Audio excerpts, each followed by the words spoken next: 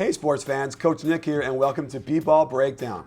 You'll have to excuse the voice, but I've had 4 straight days of down-to-the-wire games. It's been brutal, so bear with me. We went through the Warriors versus Nuggets from Thursday night. It was an incredible game, and I love watching the Warriors. They're a young, up-and-coming team with some great shooters, and they're still shorthanded with Bogut being out. So they're not quite ready to begin to contend for the upper level of the Western Conference, but man, I would watch them every night. The Nuggets, on the other hand, have been underachieving, particularly on offense. And things they did very well last year with most of the same personnel, they've been very, very poor at doing. So I'm going to go through and show you what the Warriors and the Nuggets are doing both well and badly on offense and defense, and how this game played out with crucial mistakes and decisions down the stretch. Focusing on the Warriors' offense, what they do best is the spot up, obviously, with Steph Curry and Klay Thompson. And if you look at the Nuggets' defense, it's what they don't do very well at all. So this is not a great matchup when you're talking about the spot up. Klay Thompson is most dangerous when he can spot up on the weak side and get a nice pass from Curry for a beautiful jump shot. If you don't close out well against him, he can put the ball on the floor and finish with a variety of shots. They do a great job of getting Curry going side to side, and the defense can lose him easily. Watch how bad the defense is by Andre Miller on the switch. He's just too slow to move anyway, and there's a beautiful shot in the corner. And don't forget, Curry is also good at putting the ball on the ground and can blow by you for a nice pull-up jump shots as well. Here's more of a fair fight because the Warriors are 7th ranked for post-up. However, the Nuggets are ranked 9th in defending the post-up. When you have Gallinari guarding David Lee, however, it ain't so fair. David Lee is a lefty, so when you see him do turnaround right-handed jump hooks like that under pressure, it's impressive. They like to pin down screen with David Lee and then post him up, and against Gallinari, who's not good at defense at all in the post, he had his way with him all night. Basketball is a foot race. Once David Lee gets his foot below Gallinari's there, the game is over. He's going to get an open shot. Surprisingly, the Warriors are not good at transition offense, and you'd think they'd be a lot better with Steph Curry and Klay Thompson spotting up and David Lee running the floor. So I suspect it's a matter of time before that rank goes up. Considering how much Denver wants to run, it is impressive to me that they're in the top 10 in defense against the transition. In transition, Klay Thompson hasn't figured out what he's best at yet. Hint, pull up for the jumper. Steph Curry is in the same boat as well, but against Manimal, there's nothing you can do. The Warriors have a power forward in David Lee that can begin the break because he can handle the ball, and that takes a lot of pressure off the guys. And Thompson should be running to the three-point line every time on a break because look at this beautiful shot. I'd pay to watch him miss. Surprising to me, but Steph Curry is actually very good in isolation, and the 2 players that are holding the Warriors back are Klay Thompson and Jarrett Jack, who are pretty bad in isolation and taking quite a few of those. If they can figure that out, that rank will go up pretty quick. The Nuggets figure to give them a tough time tonight because they're pretty good guarding the isolation. Jarrett Jack is isolating a lot more with the shot clock winding down than he ever has in his career, and he's not doing so well. You've got to have a lot of skill to isolate against defenders in the NBA, and here Klay Thompson has yet to master that as well. Curry seems to understand what he does best, so when he isos and takes the 3, he can be a lot more successful. Let's move on to what the Nuggets do great on offense, isolation. Gallinari is terrific, and so is old man Andre Miller. The guy holding them back right now is Ty Lawson, who last year was actually terrific in isolation, and I have to imagine that will creep up at some point this season. Denver's offense relies a lot on isolation, and Gallinari was terrific last year, and he's been pretty bad this year.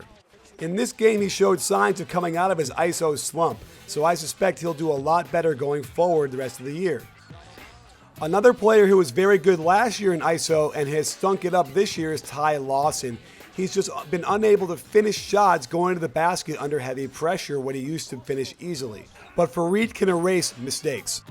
The Nuggets were ranked 18th last year in spot up, so there's actually some improvement early in the season. However, Gallinari is doing pretty poorly, worse than he ever has, but they're also getting a lot more production out of Corey Brewer, which is extremely surprising.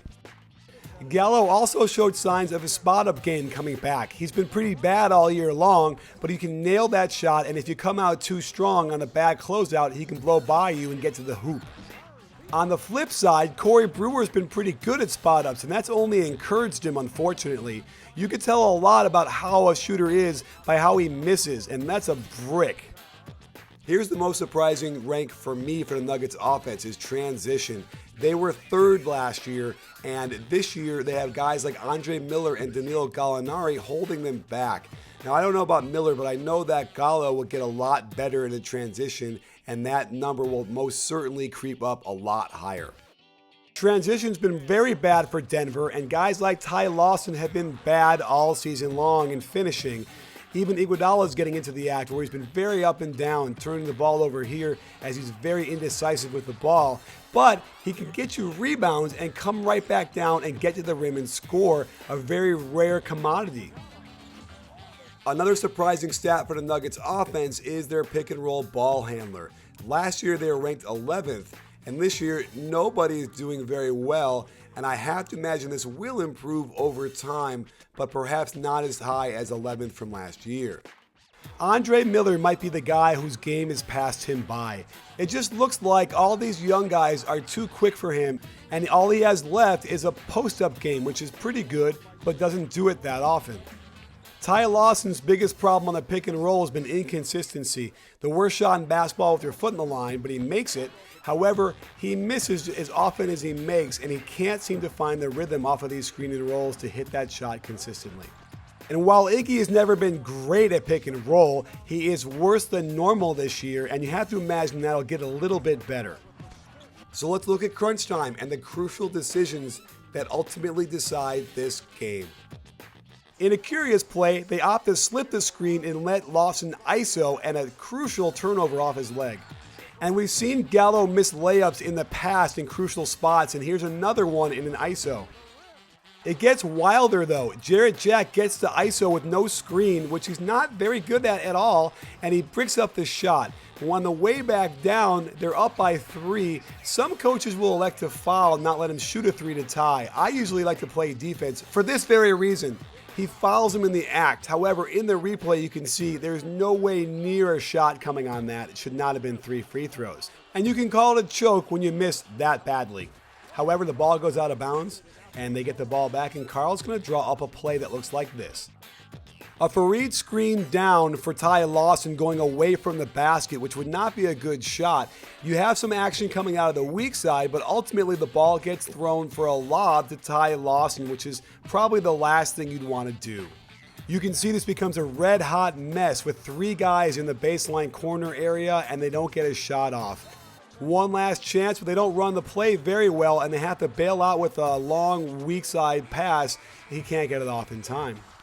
So there you have it, sports fans. Make sure to watch for Denver and see how Ty Lawson is doing, because as soon as his numbers start to creep up a little bit higher, I suspect you're going to see a lot more wins for the Nuggets. The Warriors are just an exciting team, and I have high hopes for them. If they can get Bogut back, they'll be very tough with that front court. Harrison Barnes also looks pretty good, and I think he'll get a lot better. So fantasy guys, make sure you have him on your lineup. That said, stay tuned for lots more coming up. We'll have an FM Fantasy show too. And don't forget, get on Twitter and follow us at B-Ball Source, because, again, we have a great conversation every day, all throughout the day. Because don't forget at B-Ball Breakdown, it's not a channel, it's a conversation. You in?